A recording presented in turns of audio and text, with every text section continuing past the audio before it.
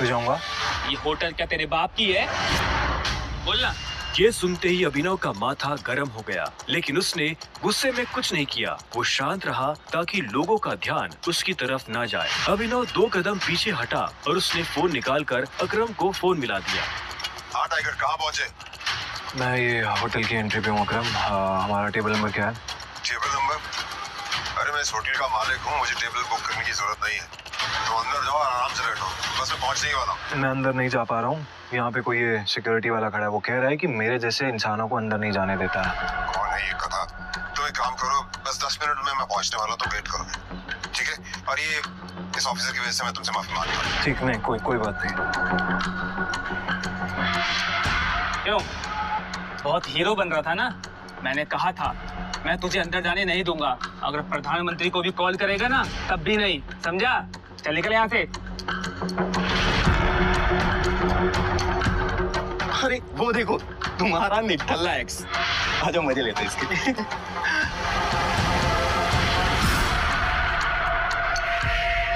इससे मैंने अपना बॉयफ्रेंड कभी माना ही नहीं। वैसे भी मैं अपने से छोटे लोगों से बात नहीं करती, मुंह नहीं लगती, उन्हें बॉयफ्रेंड क्या बनाऊं? तुम छोटे आदमी के मुंह नहीं लगती होगी, लेकिन ये छोटा आदमी तुम्हें एक सलाह देना चाहता है। इंसान की पहचान उसकी जुबान से होती है। जुबान संभाल के बात करो, वरना किसी दिन यही जुबान तुम्हारी जान ले लेगी। वाह, क्या बात कही है। ताली बजाओ। Very nice. तो फिर तुमसे तुम्हारे पैर क्यों नहीं संभाले गए? यहाँ कैसे चले आए? पिए हुए हो क्या? अकरम ने बुलाया मुझे यहाँ पे। अच्छा, अरे हाँ, याद आया। अकरम सर ने उस दिन कहा था तू उनके किसी ड्राइवर का बेटा है, तो यहाँ अपने बाप की जगह ड्राइवर की नौकरी मांगने आया क्या? सही है, लेकिन वो रखेंगे नहीं। तेरे जैसे गरीब को वो ड्राइवर भी नहीं रखेंगे। आए हो मतलब तुम्हें बुलाया नहीं गया? वो उठा के चले आए। भिखारी गई। आया नहीं हूँ, बुलाया मुझे, अकरम ने बुलाया है। मुझे पता ही था ये कोई पागल है। तभी वहाँ एक काले रंग की चमचमाती हुई महंगी सी गाड़ी आकर खड़ी हो गई। सभी पलटकर गाड़ी को देख रहे थे। अकरम गाड़ी से बाहर निकला और उसके साथ एक और आदमी था। वो देखने में लंबा चौड़ा और मजबूत था। वो और कोई नहीं बल्कि बलराज था। वो एक बहुत ही फेमस कपड़ों की कंपनी का मालिक था और साथ ही द माफिया किंग का एक मजबूत पिलर। उसे देख अभिनव की आंखें खुली की खुली रह गई। उसने बलराज के बारे में सुना था। क्या आपको सच में लगता है मुझे बलराज जी से मिलना चाहिए? उसे तस्वीरों में देखा था, लेकिन तस्वीरों में देखने और सामने से देखने में जमीन आसमान का अंतर नजर आ रहा था। उसके मन में यह सवाल उठ रहा था कि आखिर बलराज उससे क्यों मिलना चाहता था। क्या चल रहा है यहाँ? सॉरी सर, लेकिन इस आदमी ने मुझे और कस्टमर को काफी परेशान किया हुआ है। मैं स्टोर को अंदर जाने से रोक रहा हूँ, तो ये यहाँ पे तमाशा कर रहा है। क्या तुम्हारी हिम्मत कैसे हुई इसे चोर कहने की? तुम होते कौन हो इसे अंदर जाने से रोकने वाले? ये होटल तुम्हारे बाप ने खोल रखा है क्या? ये मेरा मेहमान है और तू आज के बाद इस होटल के आसपास भी दिखाई दिया ना, तो तेरी टांगे तोड़वा दूंगा। Get lost. Sorry sir.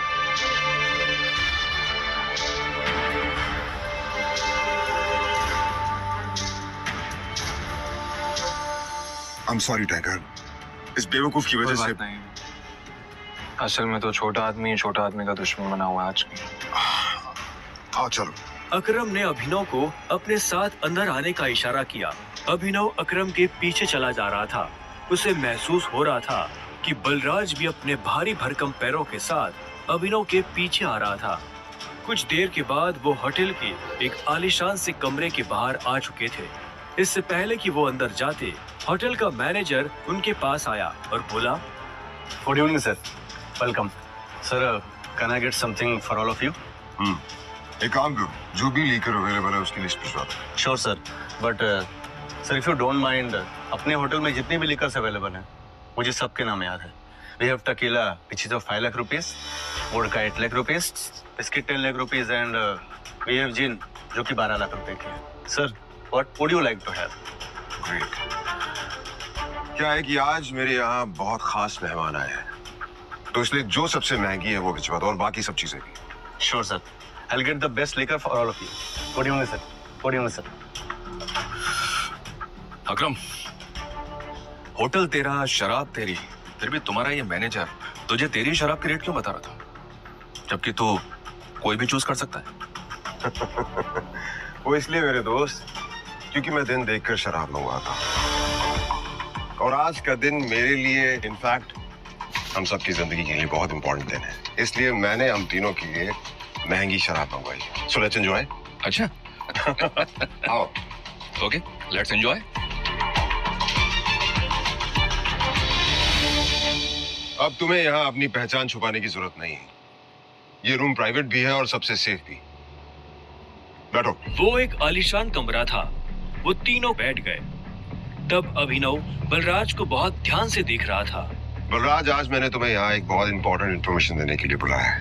हमें संजय का बेटा टाइगर मिल गया है, लेकिन फिलहाल वो अंडरकवर है, इसलिए उससे तुम्हें मैं बाहर नहीं मिलवा सकता था। Sir, your snacks and drink.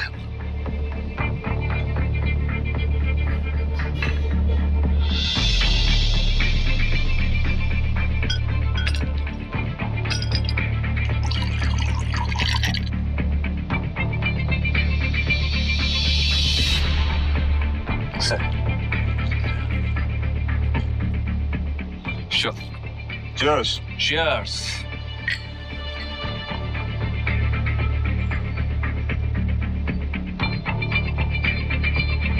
तो यही है टाइगर? हाँ, ये है हमारा टाइगर। और मैं चाहता था ये हमारी टीम के बड़े और भारी मेंबर्स से मिल ले, और मिलने के बाद जिस तरफ हम बढ़ रहे हैं उस तरफ बढ़ने में ये हमें लीड करे।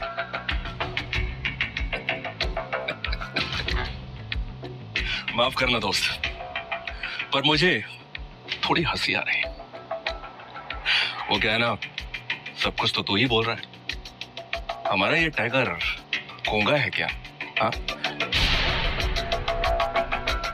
बलराज, तुम्हें टाइगर के बारे में इस तरह से बात नहीं करनी चाहिए। माफ करना दोस्त, माफ करना। बोलना अच्छी लगी मुझे तुम्हारी। अच्छा,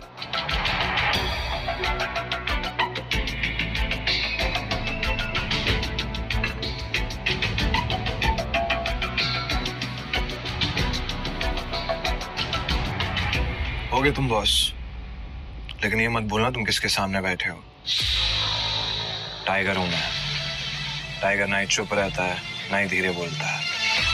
टाइगर सीधा धाड़ता है।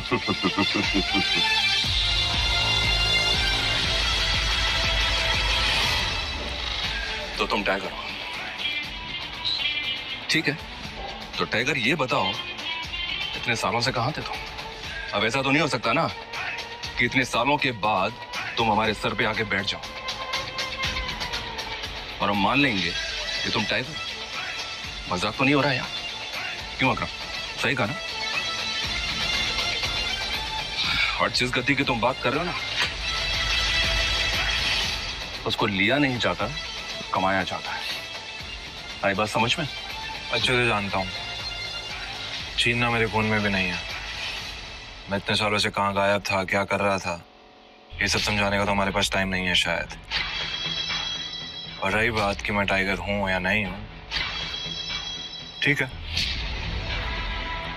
तुम तरीका बताओ, साबित कर दूंगा। शाबाश, ये हुई ना बात।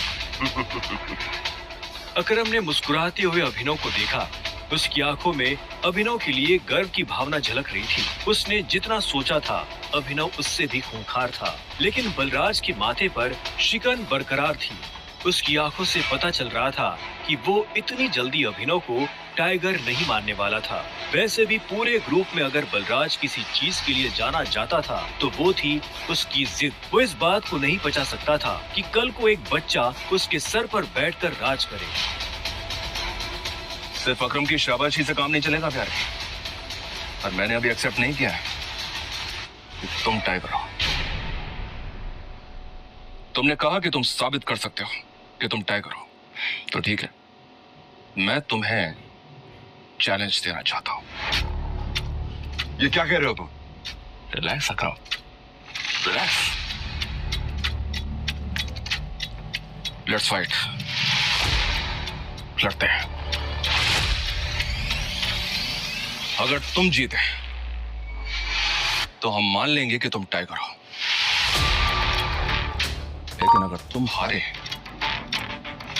तो हमसे कुछ पैसे लेना और गुड़गांव से कहीं बहुत दूर जाकर सेटल हो जाना।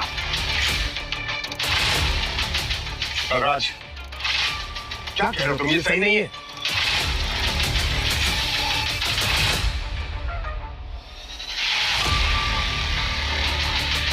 Let's fight. कब करनी है लड़ाई? ये सुनते ही बलराज के चेहरे पर मुस्कान आ गई। अकरम के होश उड़ गए थे। अब आगे क्या होने वाला था? क्या अभिनव बलराज को हरा पाएगा या उसे अपने पिता का दिया हुआ सब कुछ छोड़